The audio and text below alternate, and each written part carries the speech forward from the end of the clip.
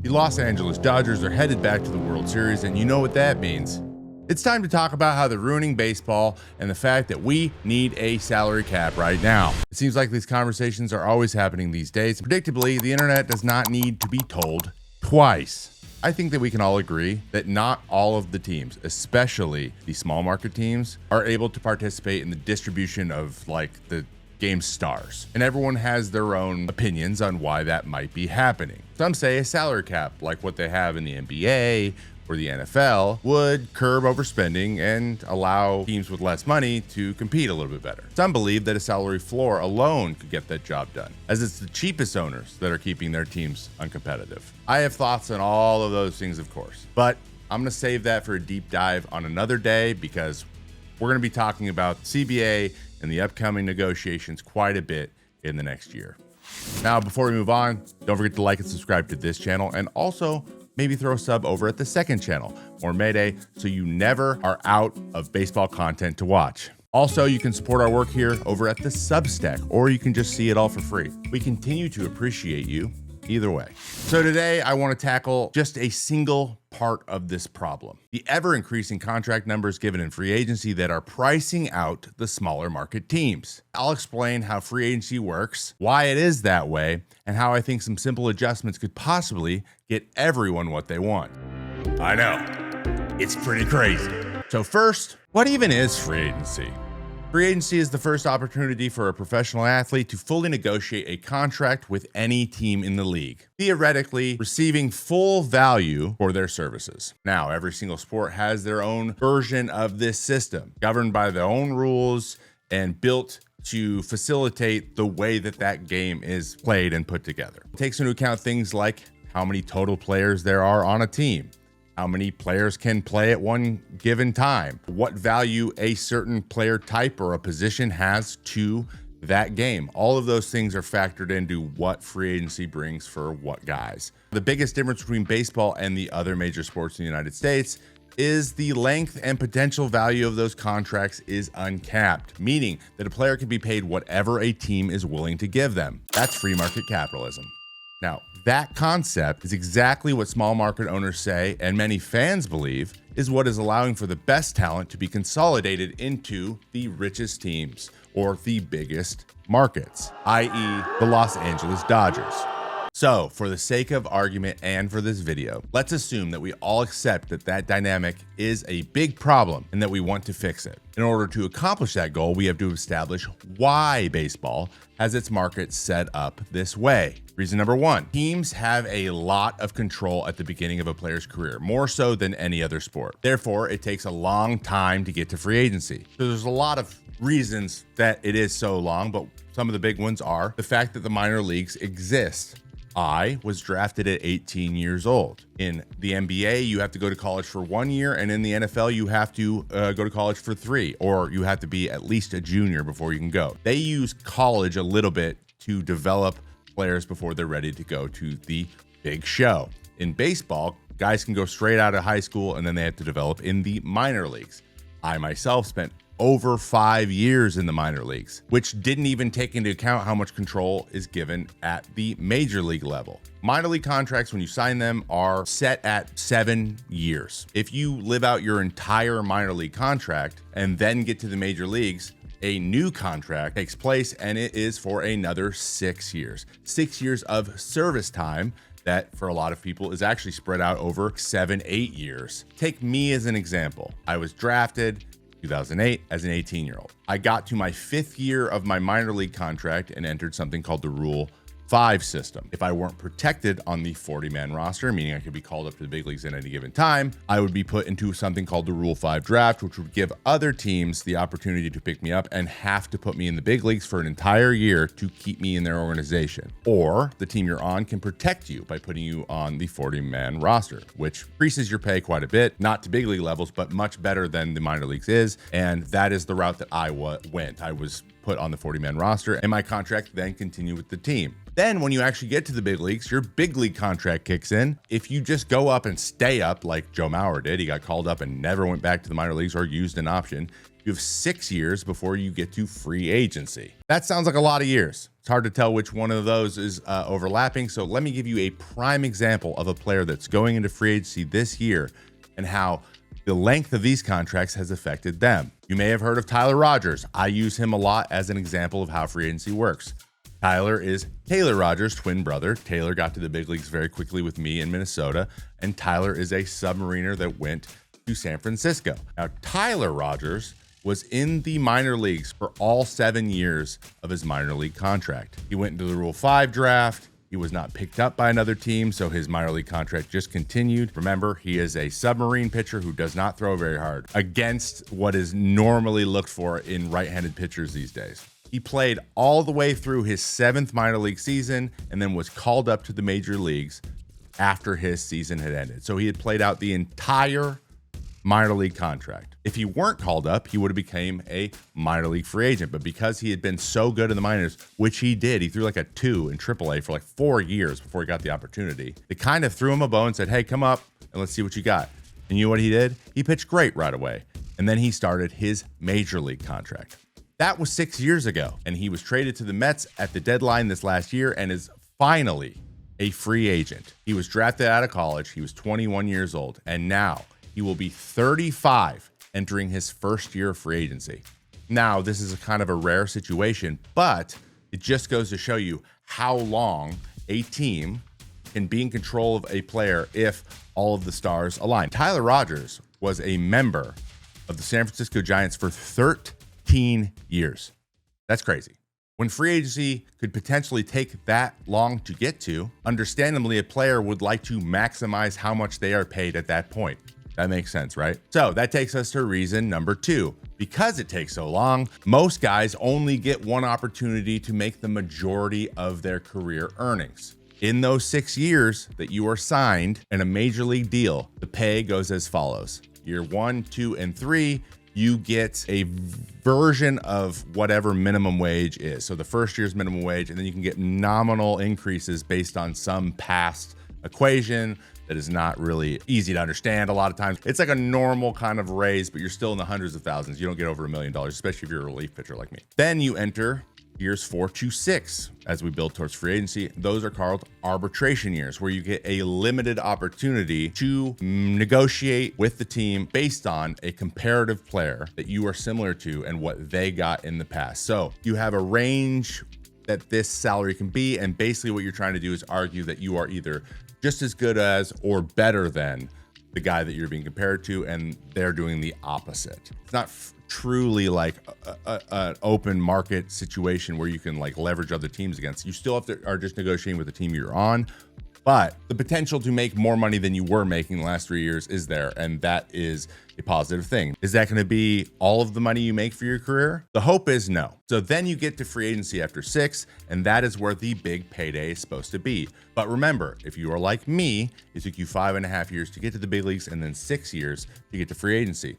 It took me 11 years of my career to get to free agency, actually close to 12. I was a free agent at 31 years old, right after the COVID season. Contract offers were much lower, especially for relief pitchers. They generally make less money than everyone else anyways. And I was 31 years old, which is kind of the oldest you want to be going into free agency, frankly. That's where the league kind of considers the back end of your prime to be. And so it limits the number of years you can get from that point. So timing is everything when it comes to free agency and how old you are when you hit it. This is going to be important for part 2 of this video. Really quickly, before I move on, I just want to make it very clear that it's not my intention to flex my net worth or show like how much money I made in my career and look how great I am. I am aware of the growing inaffordability of life. I don't want to make anyone feel bad about that. Because this conversation is going to be happening so much in the next year, I just want to give you the human perspective on how these decisions are made based on the system that is set up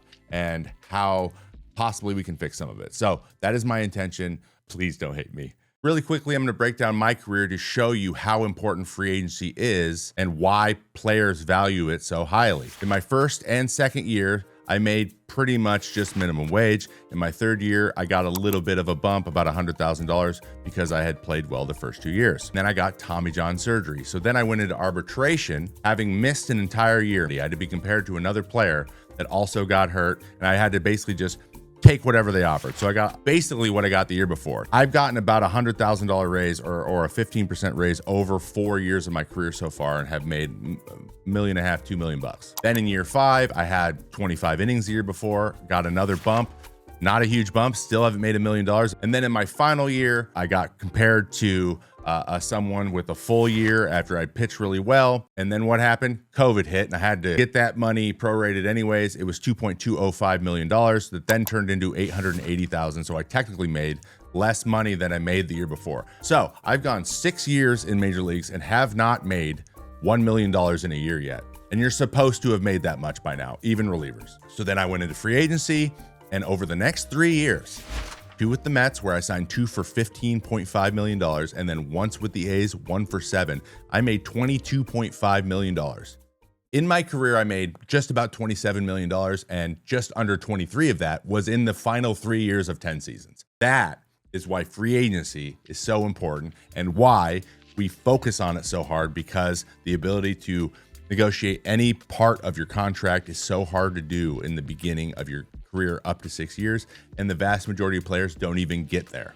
Now we talk about reason number 3. The peak numbers, meaning the highest contract numbers, are going so high because of this one earning opportunity and the free market system. We are taught as players that free agency is where your ability to recoup your full value, with the assumption that you are giving more than you were receiving in terms of money at the beginning of your career, because you don't have any control over negotiating those things. You're receiving that value on the back end in free agency, even if it's by another team. Does that not make sense? It doesn't really make sense, and that's maybe something that needs to be addressed as well. So with the assumption that you want to get that one big contract, that one big guaranteed contract, and maximize its value, those contracts are then set by the guys that signed similar contracts and increase that number every single time a new guy signs one. For example, Mookie Betts signs his contract, Mike Trout signs his contract of over $400 million. Those 2 guys walked so that Juan Soto, who signed a $765 million contract, can run. This is how those numbers go so high. Guys stack on each other because we are all under this assumption that we're only going to get one crack at it. So what can be done about it? I have a couple thoughts. And remember, this is all hypothetical. I am not advocating for any of these things. It's just something to think about. Suggestion 1, adjust the incentives by shortening control by teams. So with the idea that free agency is your big payday, players are taught, or at least suggested to by agencies, to not take team-friendly extensions with teams and push for big free agency payday instead, because it's seen as the only time you can get your full value. Team-friendly deals, if you take a deal that is considered less than your value will be at free agency by signing with the team that you're on right now, being on a team and only being able to negotiate with them gives them leverage to push those numbers down a little bit. That logically makes sense. I also don't begrudge anybody who wants to sign one of these, because maybe they just like being where they are and they don't really care about the money. Believe it or not, that is a big part of this sometimes. So my question is, how would that dynamic change if the time it took to get to free agency was actually reduced and there were now multiple opportunities to get your value? What if pointing towards one glorious free agency date was no longer the norm because it was closer, and therefore there might be a couple opportunities because you're younger when you hit it and you're younger when that contract ends? Suddenly, players probably won't worry so much about driving that number to the moon, because you're going to have an opportunity to reassess later, and there is some security in that. It's what it comes down to. You just want to get it done, guaranteed, so you don't ever have to worry about it again, one way or the other. That's why guys are afraid of taking too low of a deal as well, because you can't reassess that later either. So building in more opportunities or more ways to be creative might make it so these contracts aren't so big and maybe so long. Let's go through an example really quick. Say the time it takes to get to free agency once you get to the big leagues is reduced to 4 years with like a mutual option for the 5th year, meaning both the player and the team decide they would continue with what they have in place, and then they can negotiate the salary similarly to how arbitration works. say that player gets to the big leagues at 22 after being drafted at 21. That would set free agency possibly at 26 or 27. Remember, we're going to be talking about how old the guy is throughout this whole timeline, because that matters a lot for length of contract and value, because they project when this player is going to regress.